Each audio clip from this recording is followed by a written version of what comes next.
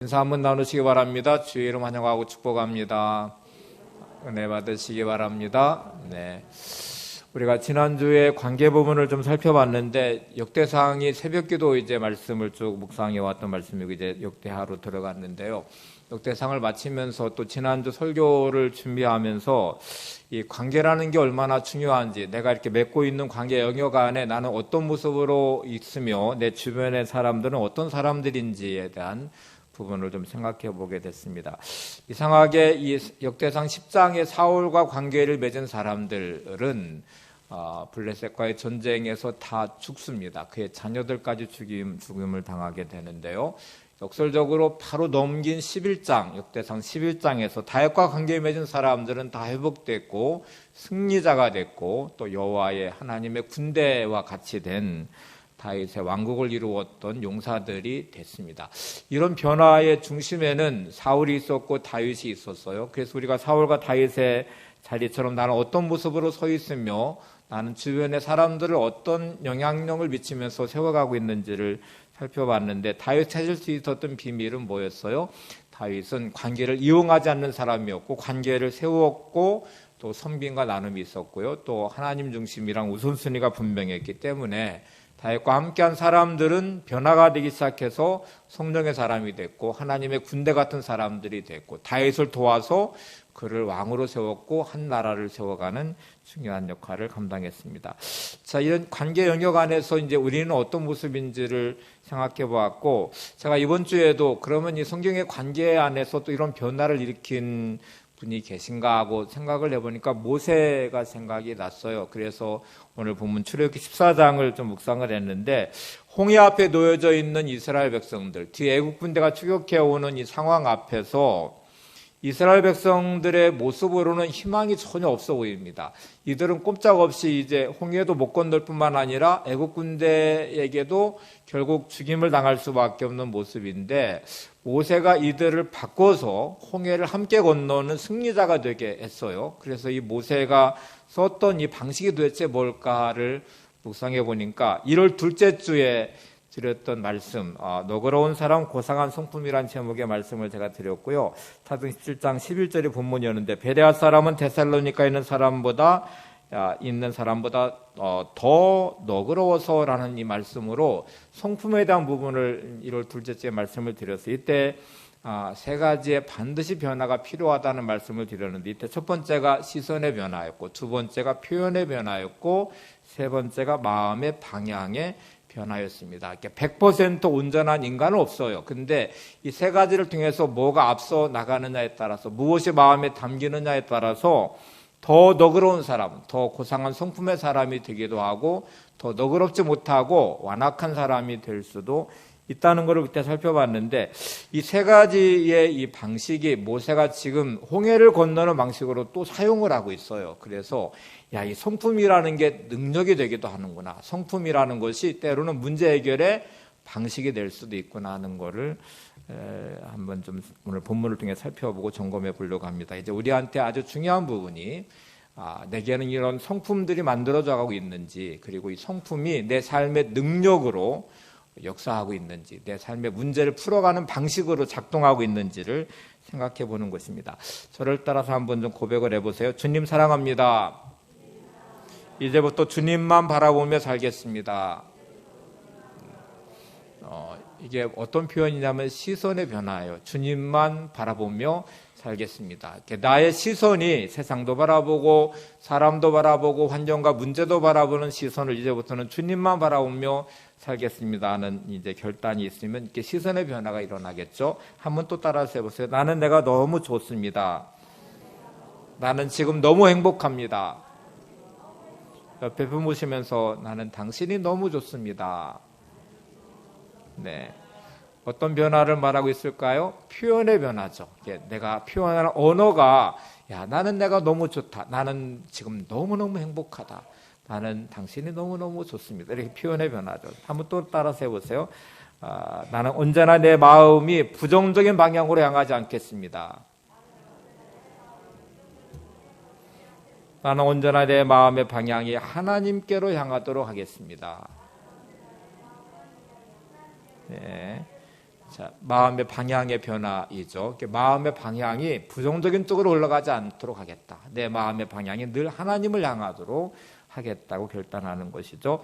자, 오늘 본문을 한번 들여다보시면 크게 두 부분으로 나눌 수 있습니다. 1절부터 9절까지는 이스라엘 백성들이 만난 상황, 그들의 환경에 대한 말씀을 하고 있고, 이 환경과 상황 안에서 이제 10절부터는 어떻게 반응을 하고 있는지, 그들의 반응, 그리고 잘못된 그들의 반응을 바꾸는 모세의 모습이 함께 기록이 되어 있습니다. 자, 이제 오늘 그들이 만난 상황이라고 하는 환경을 이렇게 들여다보시면 진짜 힘들고 어려운 환경과 상황이에요. 그런데 아주 중요한 사실은 그들이 선택한 것이 일단 아닙니다. 선택할 수 없는 상황 환경이 그들 안에 놓여져 있습니다. 우리가 만난 환경과 상황은 내가 선택했다고 생각할 수도 있지만 많은 경우에는 선택할 수 없는 상황과 환경이 많아요. 코로나19라는 상황은 내가 선택한 게 아니죠.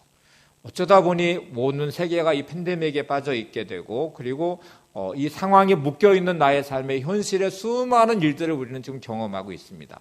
우리는 뜻하지 않은 여러 상황들, 환경들을 만나게 되는데 마치 홍해 앞에 놓여 있는 이스라엘 백성들처럼 방법도 없고 길도 없고 어떻게 해야 될지도 모르겠고 뒤에 애국 군대가 추격해오도 꼼짝없이 죽을 것 같은 상황과 환경을 만날 수도 있습니다.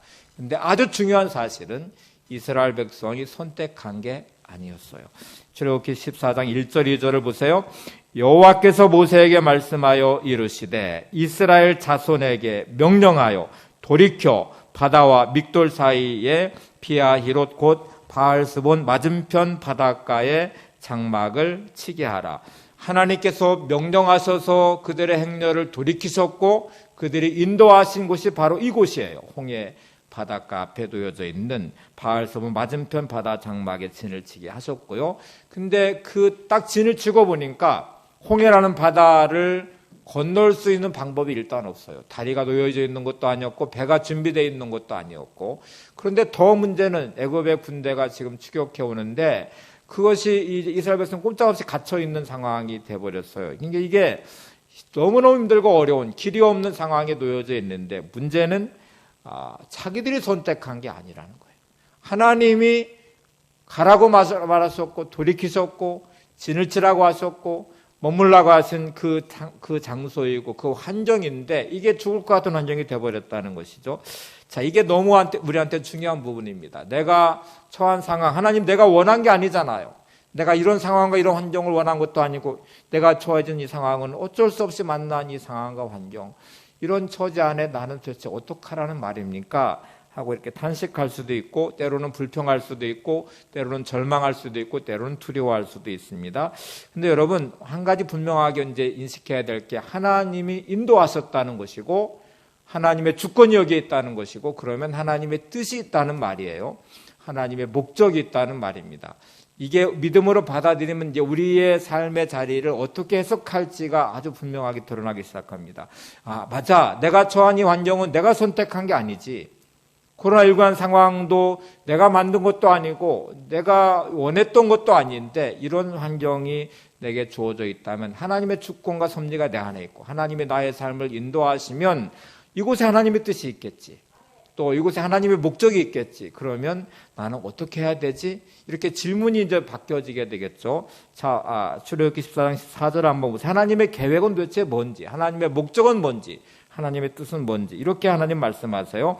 내가 바로의 마음을 완악하게 한즉 바로가 그들의 뒤를 따르리니 내가 그와 그의 온 군대로 말미암아 영광을 얻어 애굽 사람들이 나를 여호와인 줄 알게 하리라. 죽을 것 같은 이 환경이 하나님의 뜻이, 하나님의 목적이, 하나님의 계획은 하나님의 영광을 얻기를 원한대요. 하나님의 영광을 받으시기를 원하신대요. 그리고 애굽 사람들에게 내가 여호와인 줄을 알게 하기를 원한대요. 그래서 이곳으로 인도했다는 거예요. 홍해 앞에 놓여지게 했고 방법도 길도 없는 상황처럼 보여지게 했고 뒤에 애굽 군대가 추격해 온 것도 하나님께서 원하셨기 때문에 이 일을 지금 이루셨다는 말입니다. 여러분 이걸 내가 이런 해석의 능력인데 이거를 내가 받아들이면 맞아. 나의 삶이 지금 너무 힘들고 어렵고 길도 없고 방법도 없고 어떻게 해야 될지도 모르겠고 그리고 너무 답답하지만 내가 한 가지는 믿어. 하나님의 뜻이 이곳에 있어. 하나님은 지금 나의 삶에 영광을 받기를 원하셔. 이 상황을 통해서 영광을 받기를 원하시고 하나님이 어떤 분이신지를 나를 지켜보는 많은 사람들에게 알게 하기를 원하셔 라고 생각하시면 지금부터 이제 중요한 변화가 일어날 겁니다. 그러면 이거를 어떻게 해야 될지에 대한 길을 찾기 시작할 거예요. 여러분, 이스라엘 백성은 이거를 보지 못했어요. 하나님께서 인도하셨다는 사실 앞에 또 이 상황 자체가 하나님의 영광을 얻기를 원하시고 하나님이 내가 여호와인 줄을 애굽 사람들이 알게 하기를 원한다. 그래서 내가 너희들을 이곳에 인도했다는 하나님의 뜻, 하나님의 계획을 인정하지 않았고 알지 못하니까 이제 엉뚱한 반응들이 나오기 시작해요. 내가 내 삶에 만나는 수많은 문제들, 환경들 앞에 이 믿음이 없으면 하나님의 계획이 있어, 하나님의 뜻이 있어, 하나님의 목적이 있어. 이 상황 안에 하나님은 영광받기를 원하시고 하나님이 어떤 분이신지를 나를 통해서 알리시기를 원하셔라는 마음이 내 안에 없으면 보이는 대로 반응할 거예요. 보이는 대로 표현할 거예요. 그리고 보이는 대로 행동할 것입니다. 이게 얼마나 불신앙적이고 잘못된 것인지를 이스라엘 백성들을 좀 보면서 한번 확인해 보시고요. 모세가 이걸 어떻게 바꾸는지를 보세요. 첫 번째가 모세가 한 게 뭐냐면 그들의 시선을 바꾸는 일에 시선을 변화시키는 것을 요구를 하고 있습니다. 자, 다시 오늘 본문으로 들어가 보면 이스라엘 백성들의 눈에 보이는 것은 앞에 있는 홍해 바다, 건널 길이 없어요. 배도 없고 다리도 없고 이제 꼼짝없이 우리는 건널 수 없어. 우리는 그래. 그런데 뒤에 애굽의 군대가 바로의 군대가 추격해 오는데 막 기병과 마병과 무기들을 가지는 전차들이 막 돌진해 오는데 그거를 바라보는 자신들의 시선 앞에는 너무너무 두려움이죠. 그래서 이스라엘 백성들의 시선 한번 확인해 보세요. 출애굽기 14장 10절 바로가 가까이 올 때 이스라엘 자손이 눈을 들어본 적 애굽 사람들이 자기들 뒤에 이른지라 이스라엘 자손이 심히 두려워하여. 우리가 어려운 일을 만날 때, 뜻하지 않은 어떤 환경에 접하게 될 때, 어떤 관계 안에서 나의 시선이 어디로 향하는지를 한번 생각해 보세요. 바라보는 시선이 나로 하여금 반응하게 만들어요. 지금 이스라엘 백성의 시선은 앞에 있는 홍해바다를 바라보았고 뒤에 애굽의 군대를 바라보는 시선이 그렇게 향하게 되는 순간에 그들은 심히 두려워하여. 여러분, 내가 처한 환경을 바라보는 나의 시선이 나로 하여금 두렵게 만들어요. 내가 바라보는 그 사람이 나로 하여금 분노를 일어나게 만들어요. 불평하게 만들어요. 원망하게 만들어요. 이 시선을 다시 한번 확인해 보세요. 여기에 답이 정말 있을까? 문제 해결의 방식은 있을까? 이스라엘 백성들의 시선 안에는 답이 일단 없습니다. 하나님이 주시는 답은 없어요. 시선을 바꾸지 않으면, 시선을 변화시키지 않으면 이들에게는 절망스러운 환경, 그리고 그 절망이 심히 두렵게 만들었고 때로 내가 만난 환경에 이 절망감이 나를 두렵게 만들고 답이 없는 그 현실 앞에 답답해하고 관계 앞에서 분노하고 불평과 원망이 쏟아져 나올 수밖에 없죠. 모세는 야 너희들의 시선을 바꾸어서 하나님을 좀 바라봐라. 이게 모세가 첫 번째 한 일이에요. 출애굽기 14장 13절을 보세요. 모세가 백성에게 이르되 너희는 두려워하지 말고 가만히 서서 여호와께서 오늘 너희를 위하여 행하시는 구원을 보라. 너희가 오늘 본 애굽 사람을 영원히 다시 보지 아니하리라. 모세가 외친 말은 두려워하지 말고 좀 가만히 서서 너희를 구원하실 하나님을 좀 봐라. 하나님 행하시는 일을 좀 봐라. 오늘 너희들이 본 사람, 너희들의 시선으로 보긴 애굽 사람을 영원히 다시 보지 아니하리라. 이렇게 외치면서 그들의 시선을 애굽의 군대를 향한 시선을 바꾸어 하나님을 향하도록 하고 있습니다. 자, 여러분 지금 나의 시선의 변화가 필요한 시점이지는 않으세요? 내가 자꾸 바라보고 있는 나의 문제가 진짜 답답하고 현실에 답이 없어서 두렵고 그리고 불평이 쏟아져 나오고 이런 나의 모습을 지금 계속 확인해 가고 있다면 여러분의 시선을 하나님을 향하여 바꾸시기를 바랍니다. 그때 우리는 답을 찾기 시작할 거예요. 하나님의 뜻이 거기에 있음을 알게 될 것이고, 그리고 드디어 하나님의 영광을 받으시는 삶으로 내가 변화될 것이고, 그리고 하나님의 기적을 경험하는 삶의 자리에 서게 될 것입니다. 찰스 스탠리라는 목사님이 계신데 미국의 유명한 복음주의자였어요. 그 영향력 아래서 많은 미국의 사람들이 복음으로 변화되고 그랬는데, 그의 아들이 앤디 스탠리 목사님이십니다. 지금 많은 젊은이들의 사역을 감당하면서 왕성한 활동을 하고 계신데, 이 앤디 스탠리 목사님이 이야기해요. 이 앤디 스탠리 목사님이 하루는 너무나 지쳐서 탈진, 번아웃 됐어요. 관계 안에서도 상처가 많았고 자신의 능력의 한계도 느꼈고 여러 가지가 복합적으로 다가오면서 너무너무 지쳐서 탈진돼서 사역의 힘을 잃어버리고 그냥 무능력한 상태로 놓여져 있었는데, 나이 드신 한 분, 성도님 한 분이 면담을 요청했어요. 신방 요청을 했어요. 근데 그 장소가 가정집이 아니라 이 전시관, 그림이 전시되어 있는 전시관으로 그를 초청했는데, 만나고 나서 딱 보니까 자기를 위한 면담이 아니라 나 때문에 만나자고 하셨구나, 나를 위로하시려고, 내게 힘을 주시려고 그렇게 만나자고 하셨구나 하는 것을 금방 깨달았어요. 근데 이 나이든 이도 성도님이 앤디 스탠리 목사님과 함께 이 전시관에 있는 그림들을 쭉 관람하면서 한 그림 앞에 딱 멈춰 섰습니다. 이게 루벤스가 그린 사자굴 속의 다니엘이라는 그림이었어요. 지금 화면에 떠 있는데요. 자, 이 그림을 딱 함께 마주 보면서 이렇게 나이든 성도님이 말했습니다. 목사님, 이 그림 안에서 뭐가 보이십니까? 하고 물었어요. 앤디 스탠리 목사님은 보이는 대로 여러 마리의 사자들이 보이고요, 다니엘이 보이네요. 그리고 비춰지는 빛이 보입니다. 이렇게 대답을 했어요. 목사님, 그거 말고 다니엘의 모습을 한번 주목해 보세요. 특별한 면이 없습니까? 이렇게 물었는데, 아무리 봐도 자기는 특별한 거를 찾을 수가 없더래요. 그래서 저는 그거 외에는 더 찾을 수가 없는데요 라고 말했더니, 이 노성도님이 이렇게 말했어요. 다니엘의 눈빛을 한번 보세요. 그의 눈이 어디로 향하고 있는지를 보십시오. 이렇게 말했어요. 여러분, 다니엘은 사자들에게 그의 시선을 향하지 않았어요. 그의 시선은 빛이 비치는 하늘을 향하고 있었습니다. 하나님을 바라보고 있었다는 거예요. 앤디 스탠리 목사님은 금방 깨달았어요. 내가 어디에서 문제가 생겼는지, 내가 왜 이렇게 지쳤고, 왜 이렇게 탈진됐으며, 왜 이렇게 무기력해져 있는지, 왜 이렇게 힘들어하고 있는지. 자신의 시선이 주어진 사역이란 현장, 자신의 시선이 나를 힘들게 했던 어떤 사람, 자신의 시선이 그리고 나를 지치게 만든 어떤 문제를 향하고 있었어요. 그러니 지쳐버렸고, 그러니 낙심했고, 그러니 상처받았고, 그러니 지금 절망하고 있고 번아웃된 상태로 탈진되어 있었어요. 나는 여기서 문제가 생겼구나. 내가 하나님을 바라봐야 되는데, 환경이라는 사자, 문제라는 사자, 나를 힘들게 만드는 어떤 사람이라는 사자에 내 시선을 빼앗기는 순간에 내 마음은 지쳤고 상처받았고 탈진해버렸구나. 다니엘은 자기를 향해 으르렁거리는 사자를 향해 자기의 눈길을 주지 않았습니다.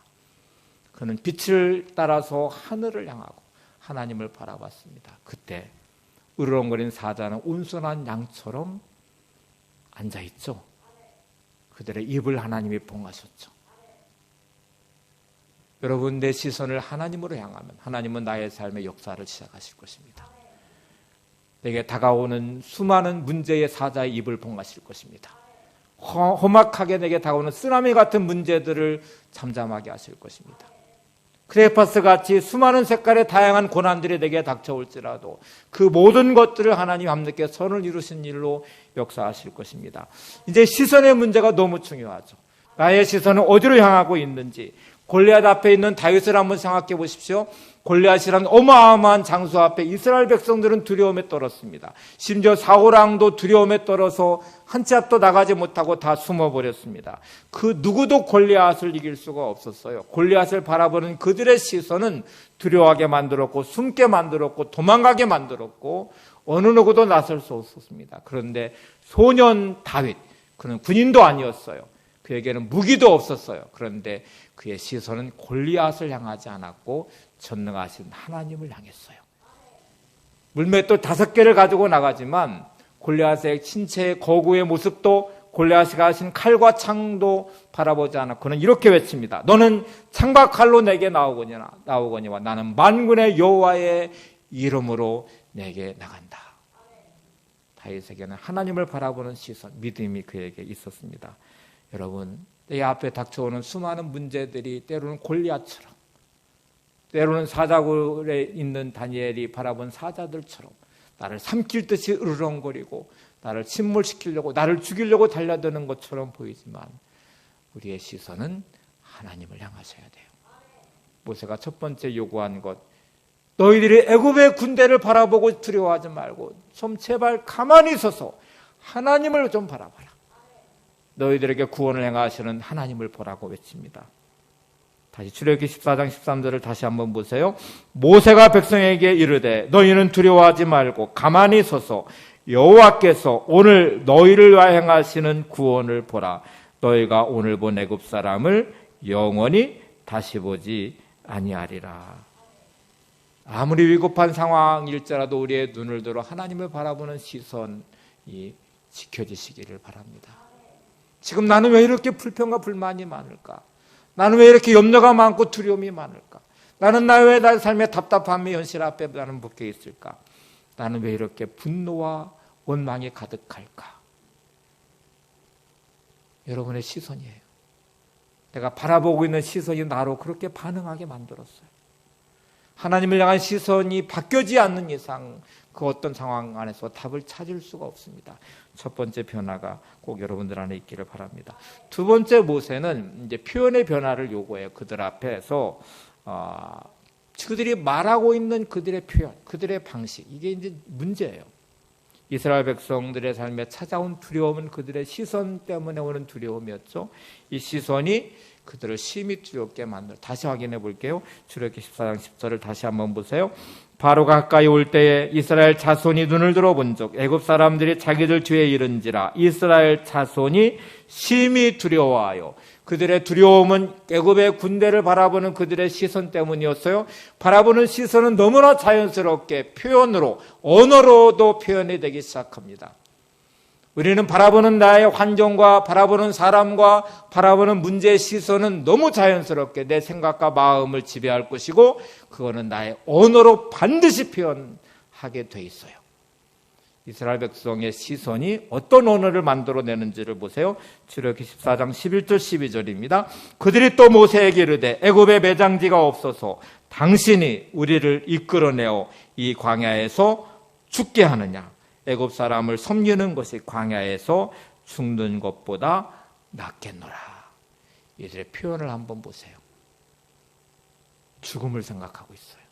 자기 인생의 비참한 결론을 지금 말하고 있어요. 자기들의 인생에 희망이 없음을 말하고 있어요. 자기들의 인생에 대해서 비관하고 있어요. 그들의 시선이 만들어낸 언어입니다. 여러분, 나는 요즘 왜 이렇게 마음에 불평이 많을까? 왜 이렇게 짜증이 많을까? 왜 이렇게 마음에 일어나는 분노가 사라지지 않을까? 나는 왜 이렇게 염려가 많고 두려움이 있을까? 나는 왜 이렇게 현실 앞에 절망하고 있을까? 여러분의 시선 때문이에요. 그 시선이 만들어낸 언어를 한번 보세요. 여러분의 언어, 부정적인 언어, 불평의 언어, 분노의 언어, 절망과 낙심의 언어가 내 인생을 삼켜버리고 있어요. 스스로 내 인생을 비관하고 있고 누군가를 탓하며 원망하고 있고 내 삶의 현실 앞에 답이 없음을 불평하며 절망과 두려움에 묶여 있습니다. 이 표현의 변화가 일어나지 않으면 하나님의 역사하심은 없습니다. 하나님의 길도 없고 방법도 없습니다. 이스라엘 백성들 앞에 홍해가 갈라질까요? 이스라엘 백성들 앞에 애굽의 군대의 문제를 해결할 수 있을까요? 하나님이 이들의 모습 안에 영광을 받으실까요? 이들의 모습과 시선과 그들의 표현된 언어 안에서 하나님 되심을 드러낼 수 있을까요? 이들 없는 불신앙의 모습에 하나님은 어떤 역사도 할 수 없습니다. 하시지 않습니다. 모세는 다시 이들의 표현의 언어의 변화를 요구하기 시작합니다. 출애굽기 14장 13절 모세가 백성에게 이르되 너희는 두려워하지 말고 가만히 서서 여호와께서 오늘 너희를 위하여 행하시는 구원을 보라. 불평과 원망, 절망과 낙심의 이 죽음의 언어를 좀 멈추어서서 가만히 서서 제발 그 언어를 멈추고 하나님을 좀 봐라. 하나님의 구원하심을 보라고 말씀하잖아요. 여러분, 이제 이 언어의 차이를 한번 잘 생각해 보시면서 이제 그러면 내게 일어나는 수많은 문제들은 도대체 어떤 의미일까? 이게 나의 인생의 진짜 결론일까를 생각해 보시면 구름이라고 생각하면 딱 맞아요. 여러분, 하늘에 떠 있는 구름은 정체되어 있는 것 같지만 반드시 흘러갑니다. 있다가도 사라져요. 흰 구름도 사라지고요, 먹구름도 사라지고 폭풍우를 몰고 오는 폭풍의 구름들도 시간이 지나면 사라져요. 그냥 인생은 다 흘러가게 돼 있어요. 그거를 현실로 내가 표현하지 않으면 돼요. 흘러가게 내버려 두면 돼요. 근데 많은 사람들이 흘러가고 있는 구름과 같이 내 인생의 문제가 흘러가고 있는데 그거를 확정을 시켜버려요. 붙잡아서 오늘의 현실에 대해 결론이 되게 만들어요. 이 문제를 내가 붙잡고 불평과 원망을 쏟아내면 그것이 나의 현실이 되어버립니다. 낙심하고 절망하면 그 문제는 흘러가는 구름처럼 흘러가지 않고 오늘 나의 결론으로 확정되어 버리고 나의 현실로 다가오는 결론이 되어버려요. 그냥 흘러가게 되어버려 두세요. 대신 붙잡아야 될 것은 하나님의 향한 시선을 가지고 하나님이 주시는 믿음의 언어로 내 인생을 확정시켜 놓으셔야 됩니다. 여러분, 절망의 환경이라고 말하지 말고 하나님이 구원하실 환경이라고 말하십시오. 실패라고 말하지 말고 하나님 역사하실 기적의 자리라고 말씀하세요. 끝났다고 말하지 마시고 하나님이 길을 내실 것이라고 믿으세요. 그리고 선포하세요. 이게 우리가 표현할 수 있는 언어여야 돼요. 지금 모세는 이스라엘 백성을 향해서 제발 가만히 있어서 너희들의 시선을 애굽 군대에서 거두어 하나님을 좀 바라보고 너희들의 이 언어를 멈추고 이제부터 믿음의 언어를 사용하라는 것이잖아요. 세 번째가 이제 이스라엘 백성들에게 마음의 방향의 변화를 요구하고 있습니다. 여러분, 인생은 결국 방향의 결정이 돼요. 제가 1월 둘째째 이 성품에 대한 말씀을 드리면서 이 마음의 방향의 변화가 중요합니다. 어디 있는 위치보다 방향이 훨씬 더 중요합니다 하고 하면서 기차로 예를 들었어요. 서울역에서 부산으로 가는 기차, 방향이 부산으로 향할 때 우리는 부산행 기차라고 말합니다. 위치는 서울에 있지만 우리는 부산행 기차라고 말해요. 수원에 있을 때에도 대전에 있을 때도 위치로 말하면 서울이 훨씬 더 가깝지만 방향이 부산으로 향하기 때문에 부산행 기차라고 말해요. 내가 완벽하지 않지만 온전하지 못하지만 내가 하나님을 향한 마음의 방향을 가질 때 우리는 믿음의 사람입니다. 하나님은 그 마음의 방향을 보시며 우리 안에 역사하실 것입니다. 우리가 온전해서도 아니고 완벽해서도 아니고 우리의 믿음이 100% 충만해서도 아니에요. 우리는 부족하고 연약하고 많은 것이 너무너무 문제가 많이 있지만 내 마음의 방향이 계속 하나님을 향해 흘러가고 있기 때문에 하나님을 향하고 있기 때문에 우리는 이 믿음 안에서 승리하게 될 것입니다. 모세가 계속 강조한 것을 잘 들여다보세요. 출애굽기 14장 13절 14절을 보겠습니다. 모세가 백성에게 이르되 너희는 두려워하지 말고 가만히 서서 여호와께서 오늘 너희를 위하여 행하시는 구원을 보라. 오늘 너희가 오늘 본 애굽 사람을 영원히 다시 보지 아니하리라. 여호와께서 너희를 위하여 싸우시리니 너희는 가만히 있을지니라. 질주하는 마치 차를 방향을 돌리려면 뭐를 먼저 하셔야 되냐면 브레이크를 밟으셔야 돼요. 브레이크를 밟아서 멈추고 방향을 돌리셔야 돼요. 시선이 가는 그 나의 시선, 표현되는 언어를 멈추셔야 됩니다. 멈추시고 가만히 있어서 하나님을 향한 시선으로 돌려놓고 하나님을 향한 언어로 확보해놓고 그리고 마음의 방향이 그리로 향하도록 하는 것이 너무 중요해요. 가만히 선다는 말, 우리가 인생의 브레이크를 밟고 방향을 돌린다는 말은 도대체 어떤 거예요? 이렇게 물어보시면 여러분의 시선의 방향을 멈추시고 대신 하나님을 바라보시는 것입니다. 어떻게 할까요? 찬양으로, 예배로, 기도로, 말씀 묵상으로 할 수 있죠. 나의 언어를 멈추고 믿음의 언어를 사용하는 것, 내가 찬양을 부르면서 나의 불평과 원망이 감사의 찬양으로, 나의 절망이 하늘 소망 가운데 하나님을 바라보는 찬양으로, 기도로, 말씀으로 나를 바꿔낼 수 있죠. 그리고 그것이 멈추는 자리가 될 것입니다. 예배하는 자리가, 찬양하는 자리가, 기도하는 자리가, 말씀을 묵상하는 자리가 나의 모든 삶을 멈추게 말고 가만히 서서 하나님을 향하도록 믿음의 언어가 내 입술을 통해 나올 수 있도록 그리고 나의 방향이 하나님을 향해 흘러가도록 만드는 자리가 될 것입니다. 애굽의 군대와 바로가 한 역할이 뭔지를 제가 묵상해 보니까 이 세 가지를 다 틀어놔 버렸어요. 이스라엘 백성이 출애굽할 때는 가나안을 향하는 시선과 그들의 마음에 하나님을 향하는 마음의 방향과 그리고 그들의 입술에 막 10가지 재앙을 내려서 출애굽한 6월절 사건을 경험하면서 그들의 입술은 찬양이 넘쳤고요. 기쁨이 가득했고 그렇게 출애굽을 시작했거든요. 근데 애굽의 군대가 추격하면서 이걸 세 가지를 다 바꿔버렸어요. 그들의 시선을 애굽의 군대로 바꿔놔버렸어요. 가나안을 바라봐야 될 그들의 시선을, 하나님을 바라봐야 될 그들의 시선을 애굽 군대를 바라보게 바꿔버리면서 심히 두려워하게 만들었어요. 그들의 언어도 바꿔버렸어요. 출애굽할 때 그들은 기쁨이 가득한 감사와 찬양이 넘치는 기쁨의 행렬이었거든요. 근데 그들의 언어가 갑자기 죽음을 말하기 시작하고요. 불평과 원망을 쏟아내기 시작해요. 그들의 마음의 방향도 바꿨어요. 하나님을 향하는 마음의 방향. 애굽으로 향해 가나안을 향했던 방향이 애굽으로 다시 회귀하잖아요. 애굽에 차라리 있었으면 더 좋았겠다. 이렇게 말하면서 그들의 방향도 바꿔버렸어요. 이게 도대체 어떤 일인가, 무슨 일인가 생각했더니 여전히 우리의 삶의 현실에서 마귀가 하는 일이에요. 마귀가 하는 일이 뭡니까? 여러분의 시선을 하나님으로부터 빼앗아서 세상을 보게 만드는 것이죠. 여러분의 언어를 감사의 언어를 빼앗고 찬양의 언어를 빼앗고 불평과 원망과 절망의 언어로 묶어버리게 만드는 것이죠. 하나님을 향해 흘러가는 마음의 방향을 바꾸어서 세상을 향해 흘러가게 만드는 것이죠. 그리고 여러분들이 이렇게 표현하고 바라보는 시선과 마음의 방향을 제일 싫어하시는 분은 하나님이시고 제일 기뻐 춤추는 것은 마귀입니다. 근데 우리가 누구 좋아하는 걸 하는지를 가만히 보세요. 여러분 삶의 현실에 도대체 누구 좋으라고 하고 계세요? 여러분의 시선이 바뀌어진 그 자리가, 여러분의 언어가 바뀌어진 그 자리가, 여러분의 마음의 방향이 바뀌어진 그 자리가 여러분에게 좋은 것입니까? 여러분 인생에 미래가 있는 자리입니까? 하나님이 기뻐하시는 시선이 여러분 안에 있으십니까? 하나님이 기뻐하는 언어가 여러분 안에 지켜주고 있습니까? 하나님이 기뻐하시는 마음의 방향이 흘러가고 있습니까? 내가 시선을 빼앗겼고 언어를 빼앗겼고 마음의 방향이 바뀌었다면 하나님은 안타까워하실 것이고 마귀는 춤을 출 것입니다. 우리가 흔히 표현하는 대로 누구 좋으라고 이렇게 말을 하시는데 진짜 누구 좋으라고 그러시는 거예요. 마귀가 좋아하라고 그러시는 거예요. 여러분의 인생의 미래의 희망과 기대 안에서 여러분의 미래가 열리는 자리여서 여러분에게 좋은 것입니까? 한 번만 더 생각해 보시고 출발선상으로 다시 돌아가 보면 해석하는 자리가 달라지면요, 이 세 가지가 달라질 수 있어요. 이스라엘 백성이 미처 깨닫지 못한 그것, 내게 주어진 환경이 하나님의 인도하심이었구나.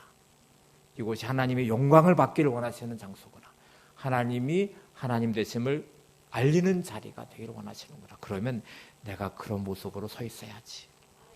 하나님이 나를 통해서 영광을 받으시도록, 나를 통해 하나님이 드러나시도록, 하나님의 이름이 알려지도록 내가 이 시선의 변화, 표현의 변화, 마음의 방향의 변화를 가지고 하나님 앞에 서야지. 이렇게 결단을 하시면, 제가 마지막 이사벨 쿤 말을 인용해 볼게요. 이렇게 이사벨 쿤이라는 분이 우리가 마땅히 해야 할 바를 다하면 하나님은 반드시 길을 열어주신다. 한번 따라서 해보세요. 우리가 마땅히 해야 할 바를 다하면 하나님은 반드시 길을 열어주신다. 네.